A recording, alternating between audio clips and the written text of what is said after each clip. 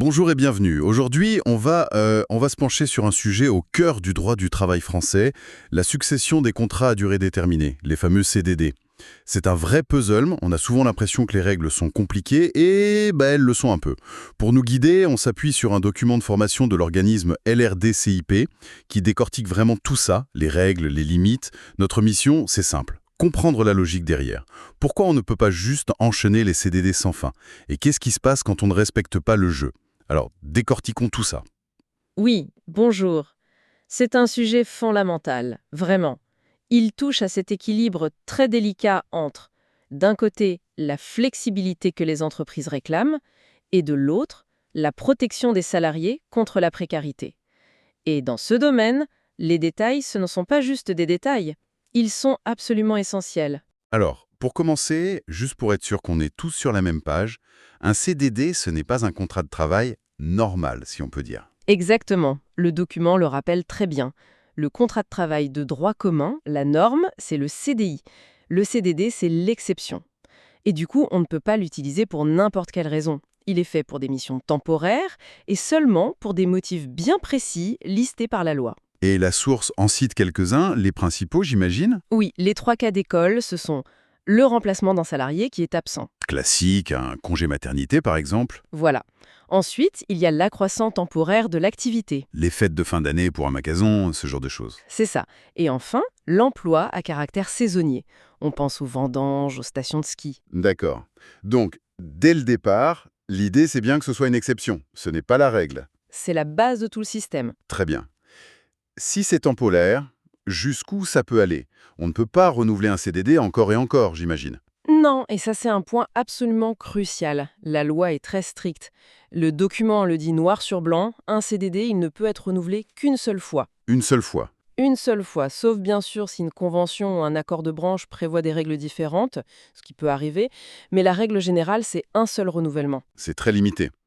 Et en plus de ça, il y a une durée maximale totale. Oui, et cette durée totale, avec le renouvellement inclus, ne peut pas dépasser 18 mois pour un même poste. 18 mois. C'est la durée de référence. Et il y a une exception notable qui est mentionnée, c'est pour les missions saisonnières. Là, on peut parfois aller jusqu'à 24 mois. D'accord, c'est précis.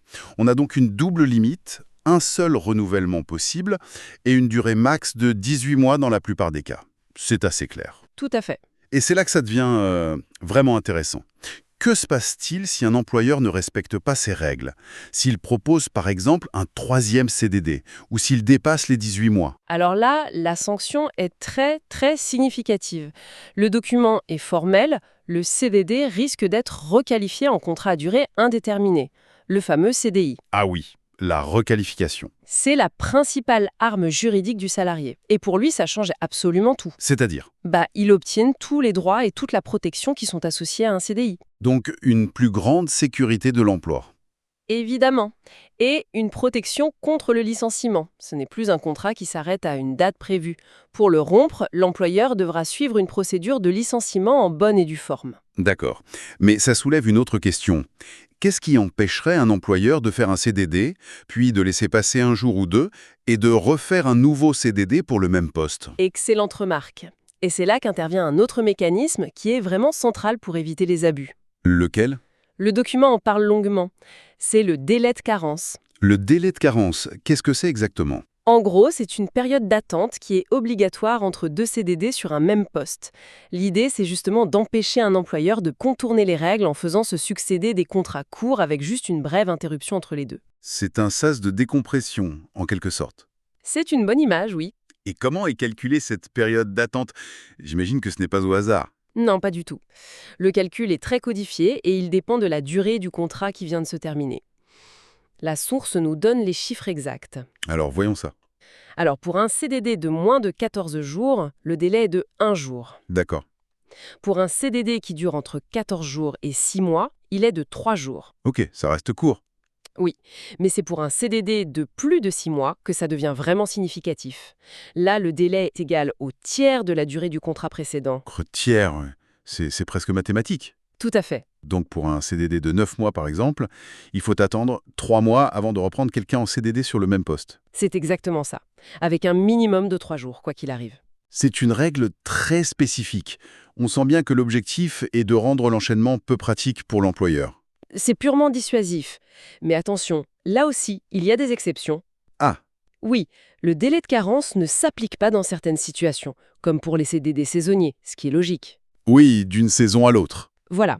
Ou pour les contrats de remplacement si l'absence du salarié remplacé se prolonge. On ne va pas laisser le poste vacant.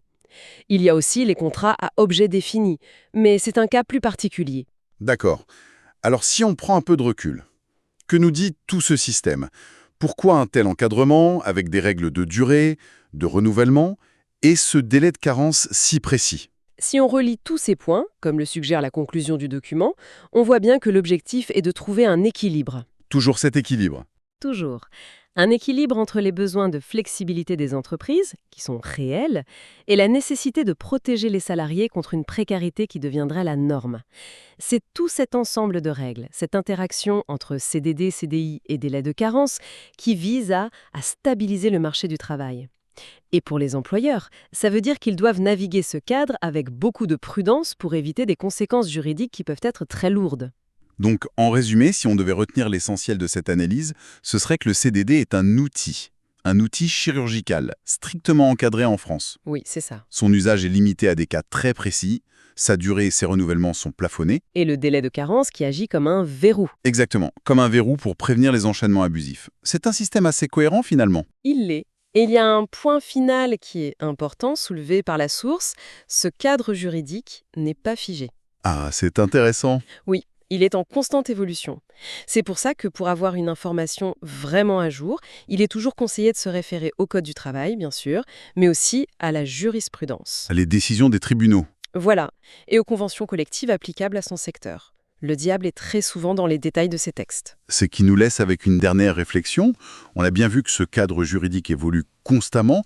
Alors on peut se demander, cet équilibre délicat entre la flexibilité pour les employeurs et la sécurité pour les salariés, est-ce qu'il n'est pas en train de pencher dans les débats actuels sur le travail d'un côté ou de l'autre? C'est une question ouverte.